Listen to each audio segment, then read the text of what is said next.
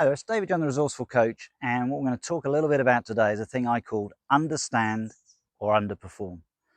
And it's always quite interesting as a coach, and I've coached golf now for over 30 years. You get a lot of lessons come in and they sort of say to you, well, I know what I'm doing wrong. Well, for me, if you know what you're doing wrong, you should be able to put it right yourself. But actually, they don't understand what they're doing wrong. And because they have an idea and they think it's the right thing, but it's not, then they start to underperform. They start to not get the results that they want.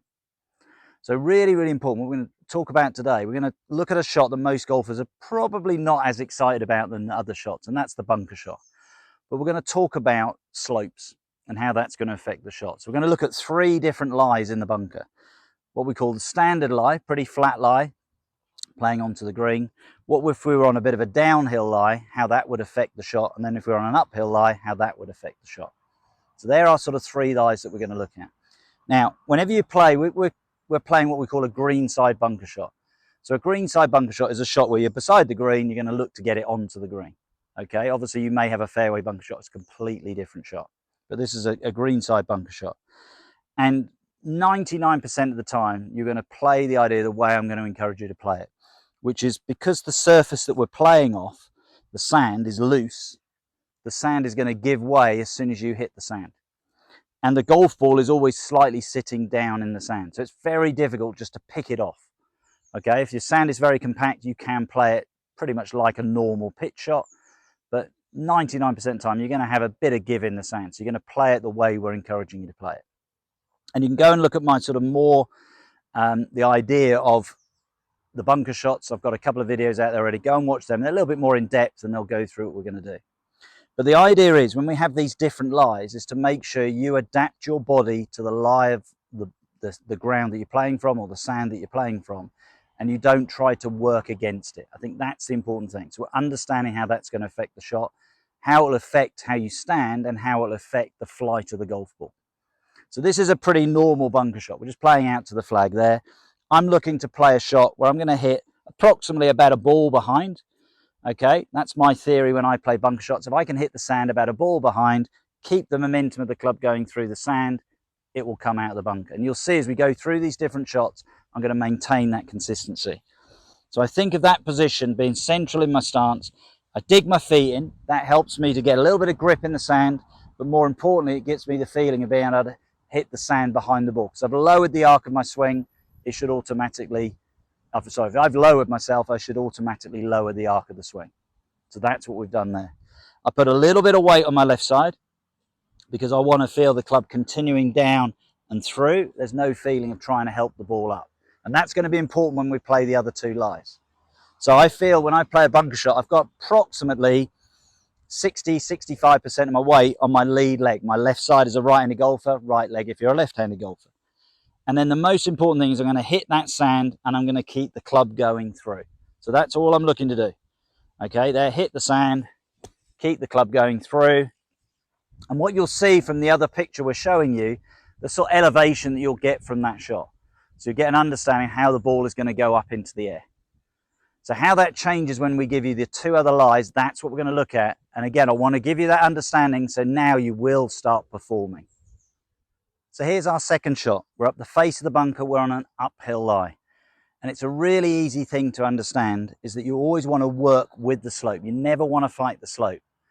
And there's always an advantage when you're on the upslope, up the face of the bunker. It's going to make your ball go up because it's on an uphill lie. But what I want to do, if you think back to the original shot and the position I was in, I'm now going to take that idea and adapt it to this slope. Now, the only thing that's going to change is my weight distribution, okay? You can see now the slope is going this way. But the one thing I want to do is I want to take the same amount of sand. I want to hit the same position there. And if I put all my weight on my front foot, you'll just keep burying the club into the sand. The likelihood the ball will just pop up and end up here. So we want to feel the angles are going with the slope. And because the angle is sitting here, we're on a probably about 30-degree angle, it's going to change the loft of the club. I've got a sand iron here, but rather than it have around about that 56 degrees of loft, it's going to now increase to probably near 80. So this ball is going to go higher. That's the nice thing. So the tour player loves this because he knows if it goes higher, it will land softer. The amateur doesn't like this because he sees the bank. But if you hit the shot the same trajectory going with the slope, this ball will go over that bank. It doesn't exist, but you've got to get your body with it. So the key thing is what I'm doing. That's still in the middle of my stance. I'm digging my feet in. I look at the consistencies. But now what I'm doing, I'm just letting my weight go with the slope. And what I'm going to do, I'm going to hit that point.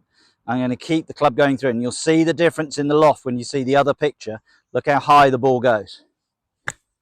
And the ball's going way up into the air. When it lands, it stops within about 5 feet. So a dramatic change. But the key thing, what I've done, I understand I must work with the slope. I don't want to fight the slope. That's the important thing. All right, let's do another one just to show you that again. So there's my ball. There's where I want to hit. Keep the angles with the slope. Let's relate a little bit more to the hole. See what we get there. Stick with the slope. Up it goes. And that ball stopped within 2.5 feet. So you can see the idea. We keep the angles with the slope, and that's going to be even more important when you play the downhill lie. Okay, but you see the difference in the flight. If you watch the two pictures beside each other, you can see the normal trajectory, and now look at the elevation we're getting from that shot. So here's our third position. We're now on a downhill lie. And again, if that one's going to go up, this one's going to go down. This is the hard shot. This is the one the tour player doesn't like, but we're going to keep as many consistencies. I want to hit that same point of sand back here. But what you'll see in a minute with the ball flight, because of the angle I've got to come down, the slope now is around about 30 degrees this way. It's going to turn my club into like a 5-iron. It's going to come out really low. This is a shot anywhere on that green, even if I stop on the other side, is a great shot. But what am I doing? I'm tilting my angles with the slope. So everything here now, I'm still looking to hit that point there. I want to feel everything on that side. I'm getting my angles with the slope. So I understand what to do. I understand it's going to go lower. I've got to play with it. I've got the advantage of that one going up. I've got the disadvantage of this going down. But you'll see that with the picture. But keep the weight there. I want to keep on that side. Look how I'm going down the slope. Okay, and that ball's just going to hang on. Yeah, got a bit of spin on it, but it's still 25, 30 feet past the flag.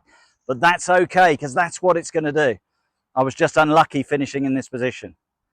So you can see from the 3 different shots what we've got. The standard height, extra height up the face. When we're on the uphill lie, it's going to go up. Downhill lie, it's going to go down. And this rule applies whether you're playing out of a bunker or you're playing on the fairway. Corinthian members, there's a lot of holes you play downhill. It's going to make your ball go lower. It makes it harder to stop the ball at the other end. That's good on the 5th hole here because it's a long hole. You can run it down onto the green. But holes like 7, holes like 6, they become a little bit trickier, especially 6, to get the ball to stop because you're losing a bit of loft on your club. So hopefully now you understand those different lies. You understand how adapting your body is going to give you a better result, but understand also how the flight changes. And if you do understand that, it's going to make a massive difference because then you can work out a game plan of how you're going to play the shot. So as I said, understand or you'll underperform.